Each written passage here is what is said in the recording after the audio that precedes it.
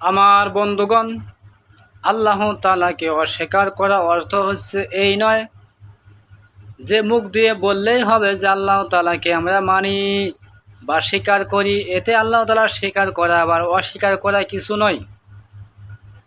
আমার বন্ধুগণ, আল্লাহ তাআলাকে যদি আমরা মানতে চাই, যদি মানি, তাহলে আল্লাহ তাআলা যে সমস্ত জিনিস আদেশ করেছে সেগুলি মানতে হবে, সেগুলি আমল করতে হবে, সে অনুযায়ী কাজ করতে হবে।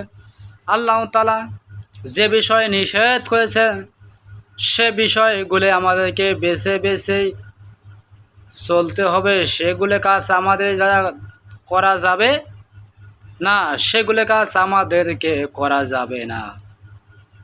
তাহলে আল্লাহ তাআলাকে আমরা যে মানলাম এটাই হচ্ছে আসল পরিচয়।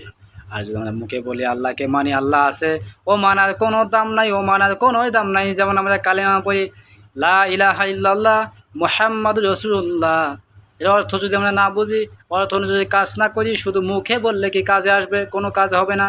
ওই সব কালেমা, ওই রকম কালেমা হিন্দুরাও বলে লা ইলাহা ইল্লাল্লাহ মুহাম্মাদুর রাসূলুল্লাহ সাল্লাল্লাহু আলাইহি সাল্লাম, এইভাবে হিন্দুরাও বলে। কিন্তু হিন্দুরা বাস্তবে নবীর আদর্শ গ্রহণ করে নাই।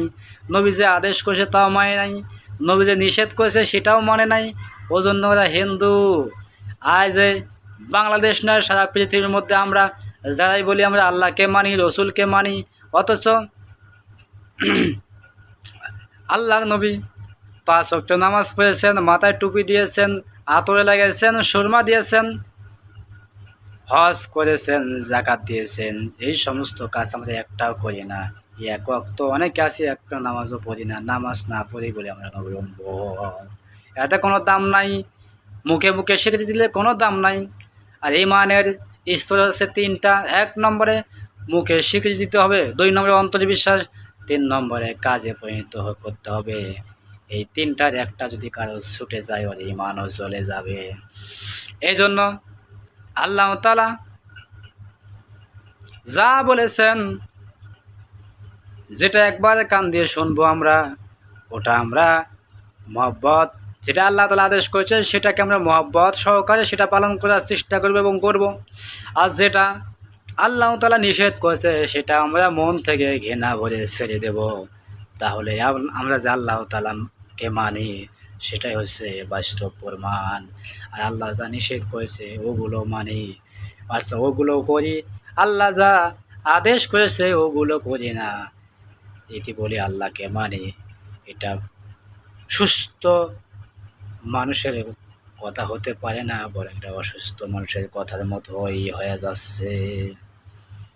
আমার বন্ধুগণ, এজন্য বেশিরভাগ ক্ষেত্রে নয় হয় সারা পৃথিবীর মধ্যেই মানুষ আল্লাহ তাআলার আইন মানে চলতে আছে, অথচ একটা কুকুরের আইন মানে না, একটা ছাগলের আইন মানে না, একটা বিড়ালের আইন মানে না।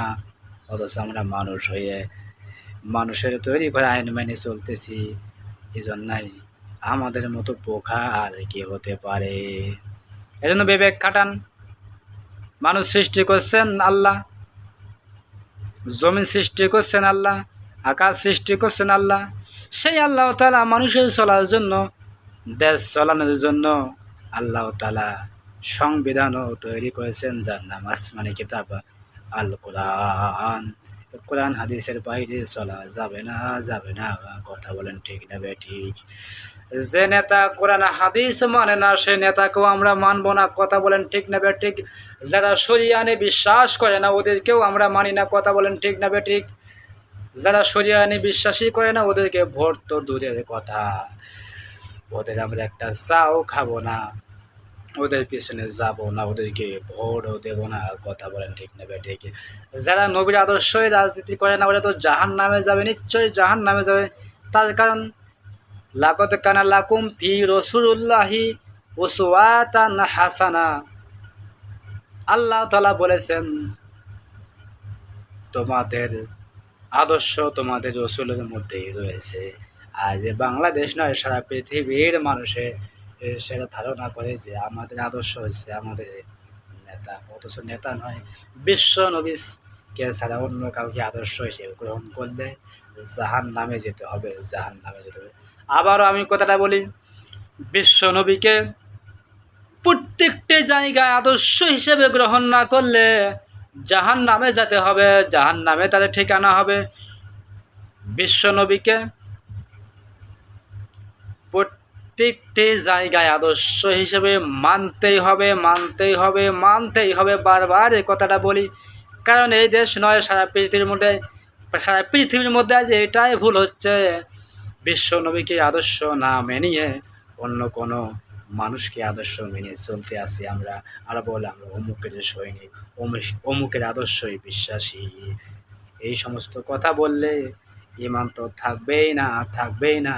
শুধু তাই নয়, যদি মুখে বললে শুধু হবে না, আমরা নবীর আদর্শ মানি, কাজ দিয়ে প্রমাণ করতে হবে আমরা নবীর আদর্শ সৈনিক। কথা বলেন ঠিক না বেঠিক?